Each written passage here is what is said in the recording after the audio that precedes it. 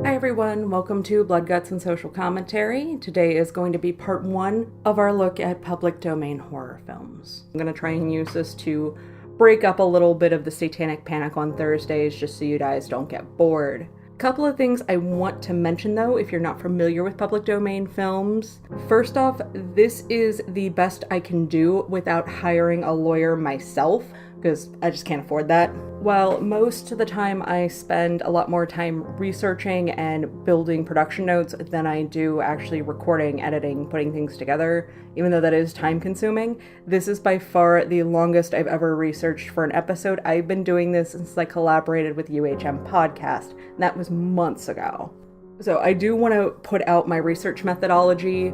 I bounced between 7 different sources that I'm all going to link in the description, as well as a Pratt Library article basically explaining what public domain is and how it can be rather tricky to figure things out. They flat out even say in it, there is no slam dunk on whether something is public domain or not. It's more or less you have to either be really good with legal code or hire a lawyer, like I said earlier. I even had the absolutely amazing Melissa from Little Shop of Horrors in North Carolina reach out to a person she knows that runs events involving film, and the guy more or less told me, good luck. And it wasn't a mean thing, it is just, he's dealt with this and he knows how maddening it can be, so I want to set expectations there. Please do not take my word on this as gospel.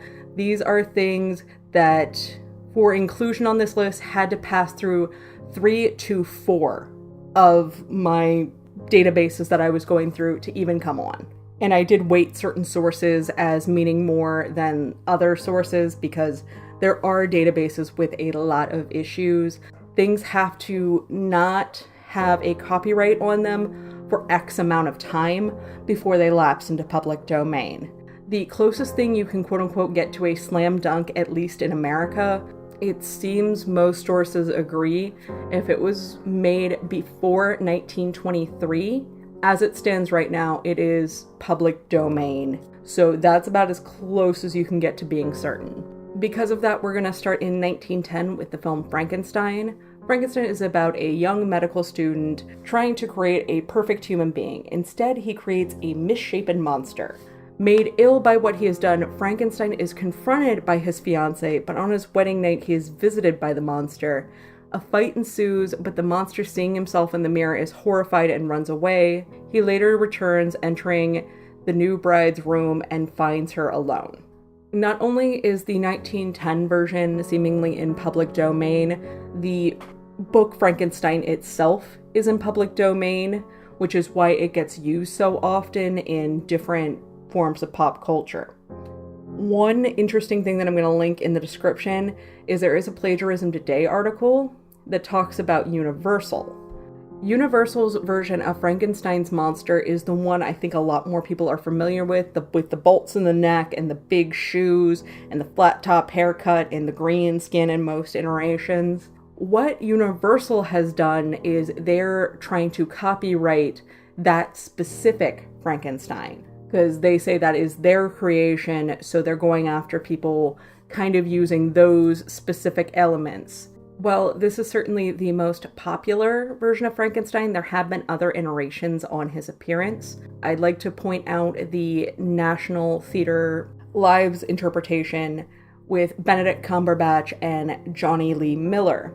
What they did is they did a more patchwork feel, think almost Leatherface, which makes a lot more sense because while the green was probably meant to mimic decay and mimic rot, patchwork makes a lot more sense logistically if you're trying to sew together different pieces of body. The other cool thing about this iteration is they actually had the actors switch between playing Frankenstein and his monster. So one night, Benedict Cumberbatch would play Dr. Frankenstein, and the next night he would play the monster. So they would have to know each character inside and out. Moving on to 1915 with Les Vampires, an intrepid reporter and his loyal friend battle a bizarre secret society of criminals known as the Vampires. Also from 1915, The Golem. In this version of the Golem legend, the Golem is a clay statue brought to life by Rabbi Loew in 16th century Prague to save the Jews from the ongoing brutal persecution by the city's rulers. It is found in the rubble of an old synagogue in the 20th century, brought to life by an antique dealer. The golem is used as a menial servant. Eventually falling in love with the dealer's wife, it goes on a murderous rampage when its love for her goes unanswered. I actually am trying to do a future planned episode about golems because in the early 1900s, they were a pretty big horror staple. 1920, Dr. Jekyll and Mr. Hyde. Dr. Henry Jekyll experiments with scientific means of revealing the hidden dark side of man and releases a murderer from within himself. This again is one of those that the story's fallen into public domain, so people milk that cow as much as they do a thing like The Christmas Carol. The Cabinet of Dr. Caligari. Hypnotist Dr. Caligari uses a sleepwalker, Caesar, to commit murders. This one is also a huge landmark for German surrealism and is constantly referenced in pretty much every film class for that. So this does have a massive amount of historical significance if you want to check it out. 1921, Phantom Carriage. On New Year's Eve, the driver of a ghostly carriage forces a drunken man to reflect on his selfish, wasted life. This sounds a lot like other things, and I know that, but it is what it is. Nosferatu from 1922. Vampire Count Orlok expresses interest in a new residence and real estate agent Hutter's wife.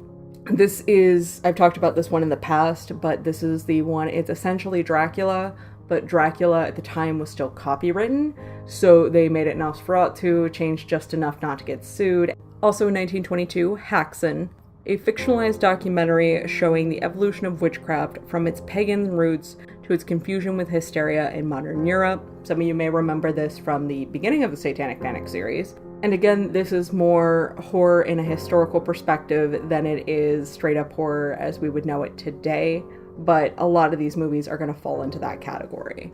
1925, The Phantom of the Opera. Universal Studios' film A Phantom of the Opera was not renewed in 1953, and that has placed it into public domain, because this is the first movie we have out of that 1923 mark. The plot is about a mad, disfigured composer who seeks love with a lovely young opera singer. This one stars Lon Chaney. 1925, Wolf Blood. After a wolf blood transfusion, a man thinks he's becoming a wolf. This one's also of historical note because it is claimed by many to be the first werewolf film.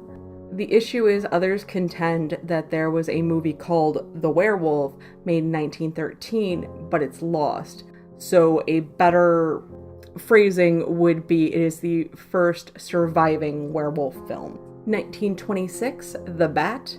A masked criminal who dresses like a giant bat terrorizes the guests at an old house rented by a mystery writer. Again, keep time period in mind, because that does sound really fun. 1928, Fall in the House of Usher. Be careful with this one. I am referencing the James Sibley version. There is another one that I believe is French at the same time. The plot revolves around a man named Alan who has a hard time finding the Usher's house, which is known to be cursed. But he is a personal friend of Roderick Usher, who lives with his sick wife, Madeline, and a doctor. Roderick is painting a portrait of Madeline, but every pose exhausts her. Alan worries more and more. We're also going to see Poe pop up a lot during this because, again, his stuff is public domain, so a lot of writers use him as source material. 1931, Svengali.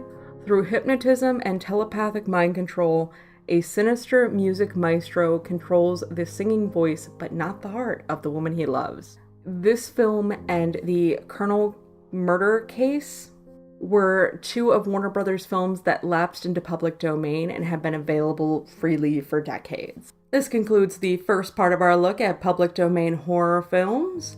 If you like what you're hearing, please hit like, comment, subscribe. If you don't like what you're hearing, please leave a comment. Let me know. Thank you.